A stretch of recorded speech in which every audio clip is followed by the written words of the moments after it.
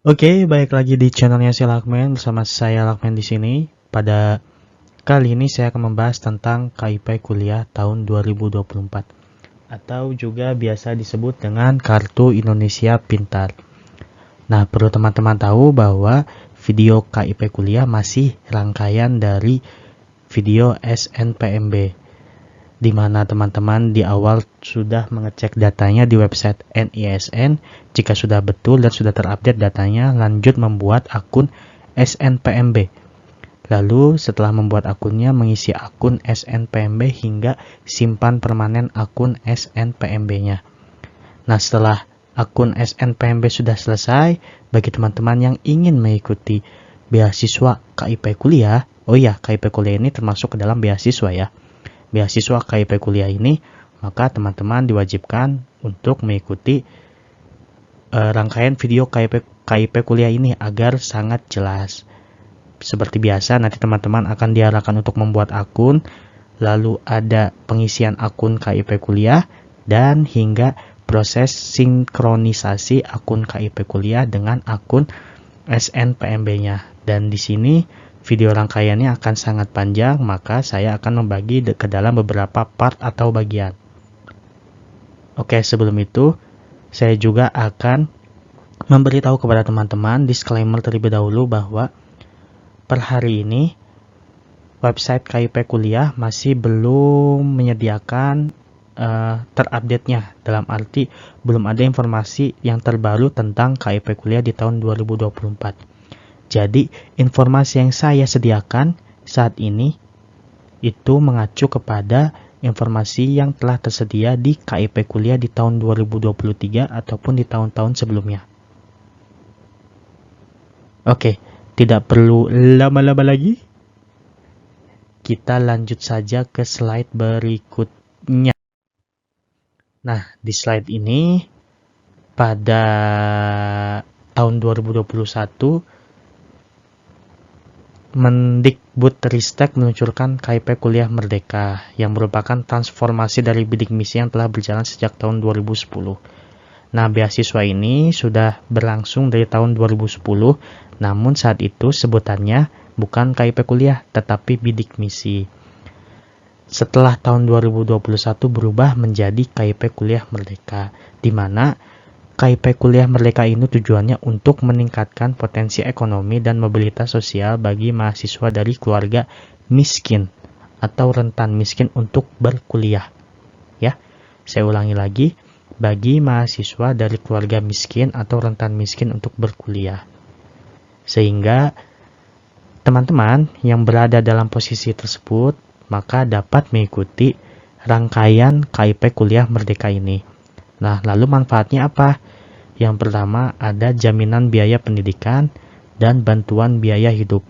Ini akan saya jelaskan di poin selanjutnya atau slide selanjutnya.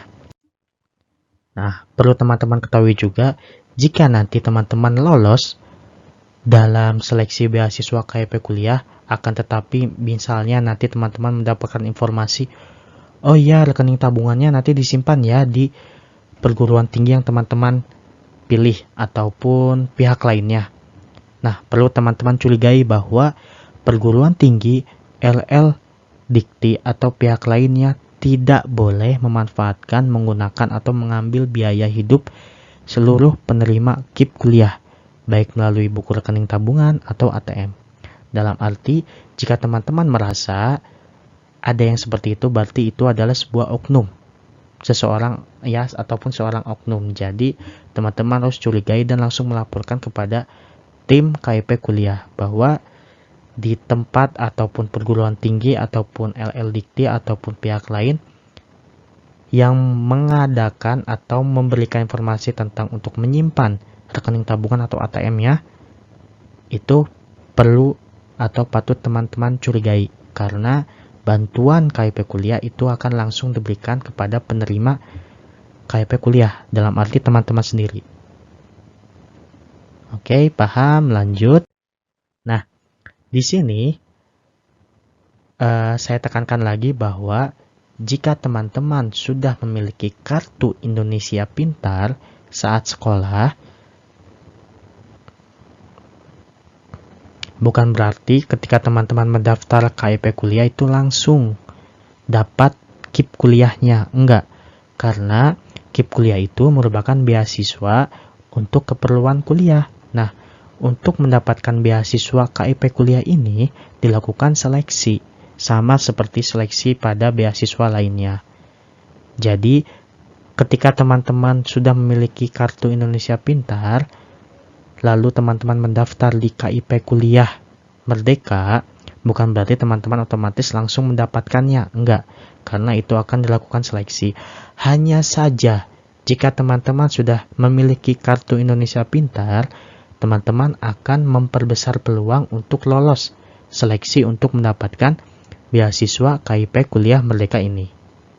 Jadi, teman-teman yang punya KIP di sekolah itu memperbesar peluangnya untuk mendapatkan KIP kuliah Merdeka ini. Begitu. Jadi ada sistem seleksinya terlebih dahulu. Gitu loh.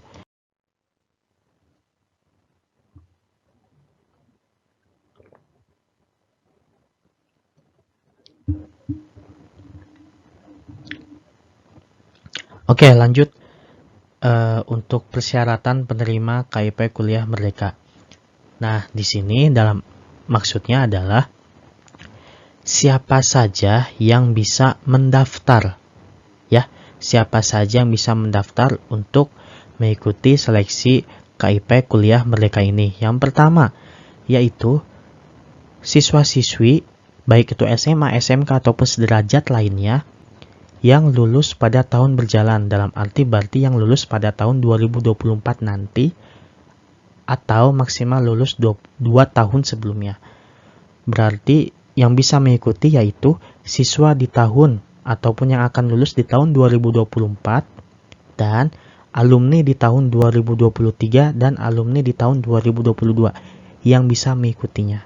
Oke, lanjut. Yang kedua, tentu saja persyaratan sebagai peserta seleksi KIP kuliah Merdeka ini yaitu jika teman-teman sudah lulus ataupun sudah lolos untuk jalur masuk perguruan tinggi akademik ataupun vokasi, baik itu PTN atau PTS. Jadi nanti teman-teman seleksi masuk perguruan tinggi, lalu juga teman-teman seleksi beasiswa KIP kuliah. Begitu loh. Jadi ini akan berbarengan. Begitu seleksinya tuh akan bersamaan. Gitu. Nah, untuk KIP kuliah ini tidak hanya berlaku untuk negeri saja, tapi untuk swasta juga.